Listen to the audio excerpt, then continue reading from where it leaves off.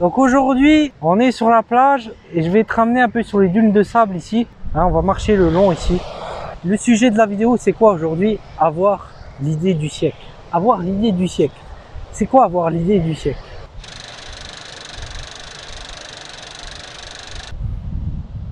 Dans cette vidéo, on va voir ça ensemble. Est-ce que tu peux avoir l'idée du siècle en tant que développeur, l'idée du siècle lorsqu'on a un métier comme celui-là? Et c'est ce qu'on va découvrir dans cette vidéo.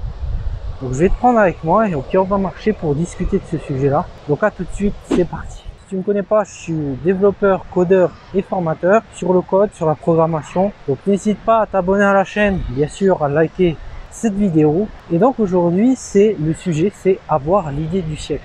Comment avoir l'idée du siècle? Alors, ce qu'il faut d'abord savoir, c'est que le problème, c'est pas d'avoir l'idée du siècle. Le problème, c'est pas d'avoir à trouver ce qu'on veut faire. C'est de comprendre le besoin de la personne ou de ton idée. Est-ce qu'elle va aider ces personnes-là? Parce que beaucoup de gens pensent que j'ai une idée, je vais faire développeur, je vais être webmaster, intégrateur web, peu importe. Et puis je vais développer mon propre site web, je vais devenir le plus riche du monde, ou sinon je vais développer une application et puis je vais gagner des millions. Mais ça, c'est sur le papier, ce n'est pas sur la réalité. La réalité, on la connaît tous. Quand on ouvre quelque chose, une entreprise ou en local ou quelque chose comme ça, qu'est-ce qu'on fait d'abord? On fait une étude de marché. On regarde ce qui marche, on regarde ce qui ne marche pas. On voit, est-ce qu'on doit proposer ce service-là? Est-ce que ça va être utile? Combien de temps cela va me prendre? Est-ce que je vais investir de l'argent dedans? Est-ce que je ne vais pas investir d'argent dedans? Et c'est là les questions, et non pas de te poser la question, j'ai eu l'idée du siècle. Et aussi, il y a une deuxième chose, un deuxième problème que beaucoup de gens ont, c'est qu'ils ont soi-disant l'idée du siècle, mais est-ce qu'ils ont réellement la pratique du siècle, la méthodologie du siècle et le développement du siècle? Parce que ce qu'il faut savoir, c'est qu'on a tous des idées, on a tous des envies, mais les mettre en condition, les mettre en pratique, c'est une chose différente. Parfois, on a beaucoup d'idées, mais on n'a pas assez de temps pour les réaliser. Et pour les réaliser, il faut parfois savoir découper son travail, un peu comme ce que tu peux retrouver quand tu fais un travail d'équipe. Et c'est ça, en fait, la solution. Et les techniques qui marchent, c'est celles que tu peux retrouver dans les entreprises. Quand ils construisent une application, qu'est-ce qu'ils font? Ils travaillent à plusieurs dessus. Ils découpent les tâches, ils découpent les fonctionnalités. Ils ne restent pas, soi-disant, tout seuls pour développer le nouveau Facebook, développer une nouvelle application qui va tout détruire et qui va soi-disant changer le monde. Ou comme une intelligence artificielle, par exemple. Ils ne vont pas la développer tout seuls. Ils ne vont pas inventer la roue tout seuls. Non, il y aura déjà des concepts inventés par d'autres personnes qu'ils vont réutiliser, prendre du temps. Encore faut-il du temps et de l'argent. Encore faut-il que ça soit utile et suffisant. Parce que c'est bien beau de développer un SaaS, de développer quelque chose, de développer une méthodologie, mais encore faut-il que ça soit rentable. Encore faut-il que tu aies assez de temps pour qu'elle soit déjà un minimum viable produit, entre guillemets, et qu'elle puisse te rapporter de l'argent. Alors je suis un peu essoufflé là parce que je marche dans les sables, ils sont un peu mouvants ici, d'accord? Les sables ici, c'est pas comme à côté de la mer. Quand tu es à côté de la mer, tu sais, le sable est un peu plus dur. Donc là, il y a des petites collines. Et donc, il faut escalader par. Donc, si je suis essoufflé, c'est à cause de cela. Donc, la solution, c'est quoi? C'est d'abord, avant d'avoir l'idée du siècle, de mettre tes idées au clair, de mettre tes idées peut-être sur papier, de mettre ton projet sur papier, de voir, d'estimer le temps que tu vas allouer pour ça, estimer le temps que tu vas allouer pour chaque tâche. Et au bout de combien de temps, ça peut t'apporter quelque chose. Parce que avoir l'idée du siècle, c'est d'abord avoir les pieds sur terre, d'accord? Et après, de rêver. Rêver, tout le monde sait le faire. Rêver, tout le monde peut le faire. Mais pratiquer et avancer, ça, il n'y a qu'une quantité minime qui y arrive. Et c'est pas forcément ceux qui ont les meilleures idées, d'accord, qui ont les meilleurs résultats. Parfois, une idée simple, un projet simple, une structure plus simple peut apporter beaucoup plus. On a l'exemple de quelqu'un qui avait fait des petits jeux, je crois une petite app là, avec un petit jeu, il a fait des millions. C'est un jeu simple, il s'est pas cassé la tête avec des fonctionnalités de partout. Et la nouvelle révolution du monde, non, il s'est fait un petit truc simple qui a pu apporter quelque chose, qui a changé la donne, qui lui a apporté de l'argent et c'était largement suffisant. Tu as encore l'exemple Ben, par exemple de Facebook.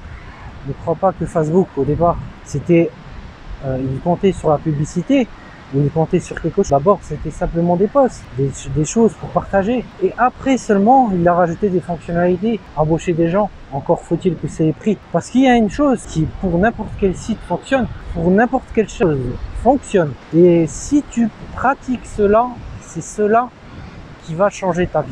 Et c'est quoi cette pratique, c'est quoi cette chose qui va changer ta vie? Si tu comprends cela, si tu vas comprendre beaucoup. Un site, il peut être un blog, il peut être un WordPress, il peut être un CMS. Ce qui est important, c'est le nombre de visites.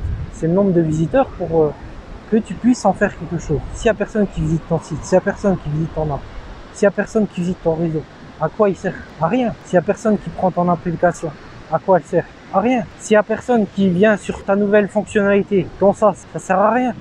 Donc avoir des idées, c'est bien beau, mais parfois les idées, il faut savoir les contracter ou les compacter ou les réduire pour pouvoir les structurer et avancer au mieux. Surtout quand on est seul, surtout quand on a un développeur qui vient de commencer. Ça sert à rien de commencer aussi dans tous les sens, avoir plusieurs idées et les commencer et jamais les finir. Tu commences à pratiquer ça dans ta vie, ben, ta vie elle va changer, parce qu'au final tu vas montrer aussi aux autres que ton travail il apporte de la valeur. Tu vas montrer aussi aux autres que ton travail il peut leur apporter, pas forcément tout de suite en argent, mais il a apporté quelque chose aux autres. C'est ce que tu dois mettre dans ta liste de tâches pour avoir l'idée du siècle, et c'est comme ça que tu vas faire rêver soit les personnes qui vont entre guillemets venir chez toi, soit les personnes qui vont te recruter, ou soit les personnes qui vont adopter en fait ta nouvelle idée, d'accord, ou ton idée du siècle. Et ça c'est super important pour toi.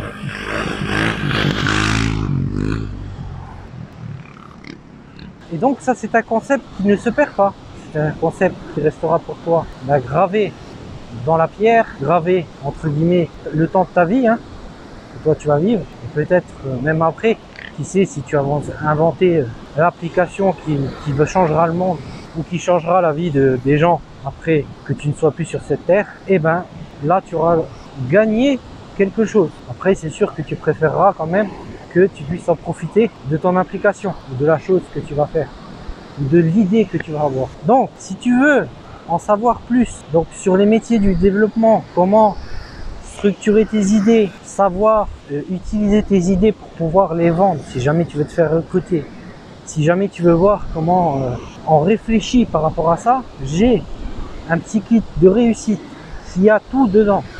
J'ai préparé justement pour structurer ses idées, montrer ses capacités, que ce soit un visiteur, que ce soit un potentiel client, un potentiel recruteur, tes capacités dans tes idées, dans tes projets, et les mettre en pratique sur le papier, les structurer. Tout ça, c'est dans le kit de réussite. Parce que ces idées que je te transmets au travers des vidéos, tu vas les retrouver dans le kit.